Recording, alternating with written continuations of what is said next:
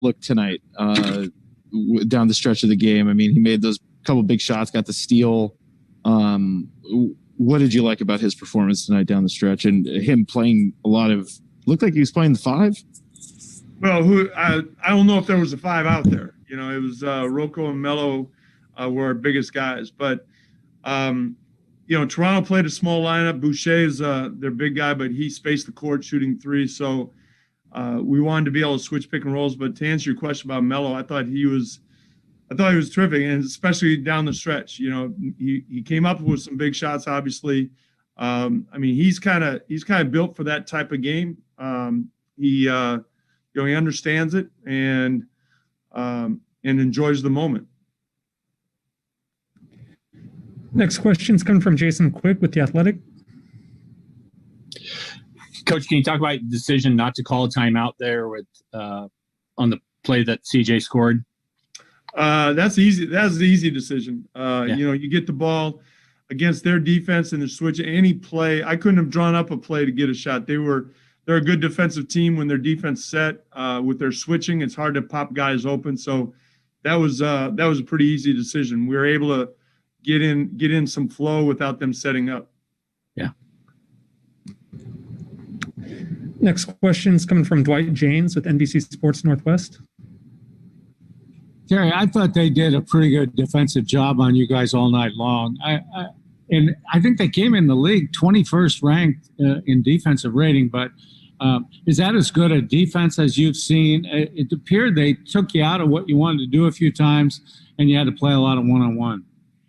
Well, yeah, we did because of all their switching. You know, they're a good defense. They've been a good defensive team for years, starting with Dwayne Casey a few years ago, and obviously they won a championship. And they've got some really good defenders. Kyle Lowry is an excellent defender. So is Van Vliet. So is Siakam. So they're a very good defensive team. I don't think their ranking right now really shows. They have a history of being a good defensive team. That being said, you know, they played a small lineup. They took the bigs out. So when teams switch, if you don't take advantage of the first switch, it ends up being one-on-one. And, you know, they played a lot of one-on-one too because we were switching as well. So it's not necessarily pretty basketball from my standpoint, but it is what it is. That's when teams are doing that, then you kind of go at matchups and see what you can get. It's what you do after the one-on-one, whether you get to the rim or kick it out for threes.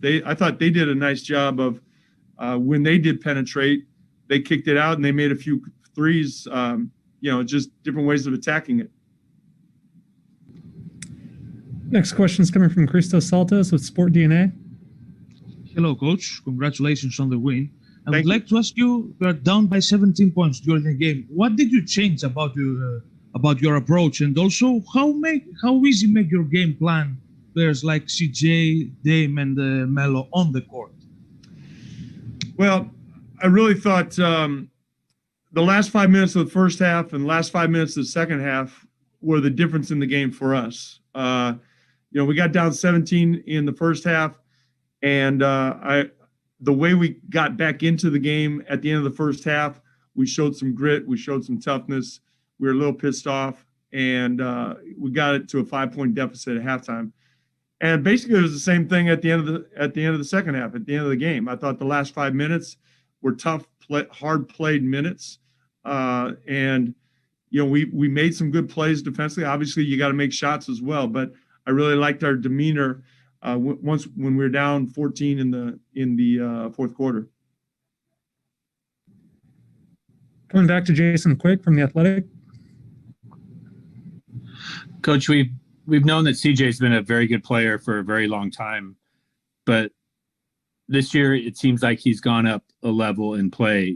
What does that do for you guys when he plays at this level? Well, you know, he's playing at an all-star level. There's no question. And when it makes it difficult, an understatement is that it makes it difficult for the opponents because it makes it a little bit easier on Dame. He doesn't have to work. Now the defense has to – it's hard to trap two different players in pick and rolls, whether it's Dame or CJ. I think it can get a little confusing. So when you have him playing at that level, especially with his 3-point shooting. It just, it's obviously it helps.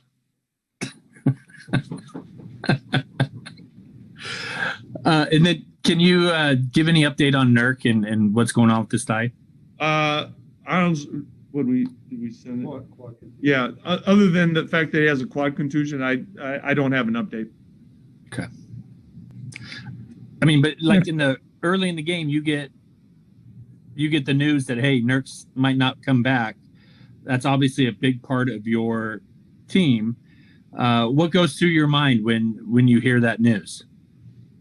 Well, my first thought is, how serious is it for him? My first thought is my concern for him and, the extent of the injury. But after that, for a game like this, where I knew they like playing a small lineup, Alex Len and Baines haven't been playing much. So I knew there was a chance, even going into the game, I knew there was a chance that we were going to play Rocco or Melo at 5 anyway. So, and obviously Harry Giles was going to be a consideration once I heard that. Okay. Next question is coming from Aaron Fentress with the Oregonian. Coach, Covington played some center sometimes last year with Houston. So was it nice? I mean, this is some of the versatility you guys were hoping to get out of him, having a situation where you can play him as basically the 5. And you said there wasn't one out there, but he D'd up on their bigs down the stretch there. Well, yeah.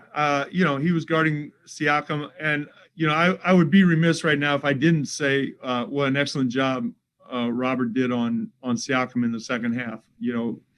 Siakam came out with 10 in the first quarter, Rocco got 2 quick fouls.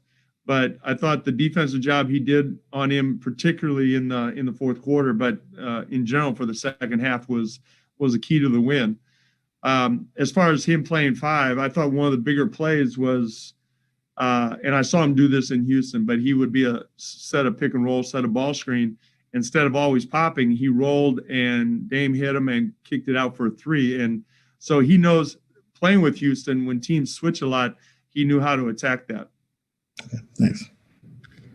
Last question is coming from Dwight James with NBC Sports Northwest. You mentioned Giles, and you used him only a little less than 5 minutes, and went down a center. And it seemed like this was one team where he had a lot of matchups, long guys he could maybe stay with or guard. What goes into the decision on whether to stay with the other guys and use him? Well, starting Ennis was the natural thing to do, and I knew Harry would get in at some point. But like I said, I think it was really dictated by the way Toronto was playing. But getting my best player, keeping my best players on the court. Melo, Gary Trent played more 3 instead of 2. We just shifted down a little bit. So, Rocco goes to 5, Melo's at 4, Gary down to 3. We extended CJ and Dame's minutes in the second half. So when that happens, that affects, I know it doesn't sound right, but extending Dame and CJ's minutes in the second half affects even big guys. And Terry, what about just on the last play of the game, your decision not to double Siakam? You're comfortable with that, letting Rocco have him right till the end? Well, Dame went over, I think, if I remember right, I think Dame went over and stunned it at him and kind of froze him a little bit. But Siakam is a willing passer. They made their threes. They made their shots. They cut well without the ball. And Rocco had been doing a good job on the entire second half. So those were some of the reasons why we didn't. All right, we'll wrap it there. Thanks, Coach. All right, thanks, everybody.